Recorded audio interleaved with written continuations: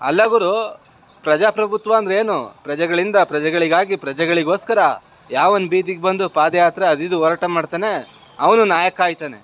ಆದರೆ ಕಾಂಗ್ರೆಸ್ ಪಕ್ಷದಲ್ಲಿ ಅಪ್ಪ ಎಮ್ ಎಲ್ ಎ ಅಂತೆ, ಅಮ್ಮ ಎಂ ಪಿ ಅಂತೆ, ತಾತ ಎಮ್ ಎಲ್ ಎ ಆಗಿದ್ರು ಅಂತ ಇವಾಗ ಮೊಮ್ಮಗ ಕೂಡ ಎಮ್ ಎಲ್ ಎ ಅಂತೆ. ಅವ್ರವ್ರ ಮಕ್ಳು M L A C M P M ಆಗಿದ್ದಾರೆ. ಬಡವ್ರ ಮಕ್ಳು ಏನಾಗಬೇಕಯ್ಯ?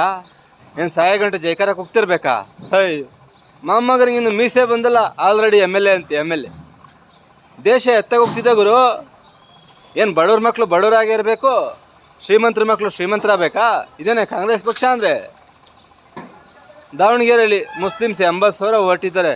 ಬೇರೆ ಬೇರೆ ಥರೆಲ್ಲ 30-40 ಓಟಿದ ಮೇಲೆ ಮುಸ್ಲಿಮ್ಸ್ ಸೀಟ್ ಕೊಡಬೇಕು. ಕಾಂಗ್ರೆಸ್ ಪಕ್ಷ ಕೊಡಲಿಲ್ಲ ಅಂದರೆ ಬೇರೆ ಪಕ್ಷ ಯಾರು ಕೊಡ್ತಾರೋ ಅವ್ರಿಗೆ ಓಟ್ ಹಾಕಬೇಕು. ಅವನು ನಿಜವಾದ ಮುಸ್ಲಿಮ್ಸು. ನೋಡ್ರಯ್ಯ, ನಾನು ಎದೆ ತಡ್ಕಿನ ಹೇಳ್ತೀನಿ ಕಣಯ್ಯ. ನಮ್ಮ ಕೆಂಪೇಗೌಡರು ಮಹಾರಾಜರು, ಟಿಪ್ಪು ಸುಲ್ತಾನು ಮಹಾರಾಜರು, ಹೈದರ್ ಅಲಿ ಮಹಾರಾಜರು, ಒಡೆಯರು ಮಹಾರಾಜರು ಅಂತ. ಆದರೆ ಇವತ್ತು ಟಿಪ್ಪು ಸುಲ್ತಾನ್ ಬಗ್ಗೆ ಬೀದಿಗೊಬ್ಬರು ಮಾತಾಡ್ತಿದ್ದಾರೆ. ಕಾರಣಕರ್ತರು ಯಾರು? ನೀವೇನೇ.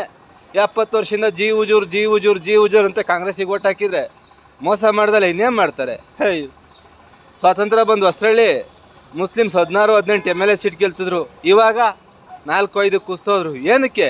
70 ವರ್ಷದಿಂದ ಜಿ ಹುಜೂರ್ ಅಂತ ಕಾಂಗ್ರೆಸ್ಸಿಗೆ ಓಟ್ ಹಾಕಿದರೆ ಮೋಸ ಮಾಡ್ದಲ್ಲ ಇನ್ನೇನು ಮಾಡ್ತಾರೆ?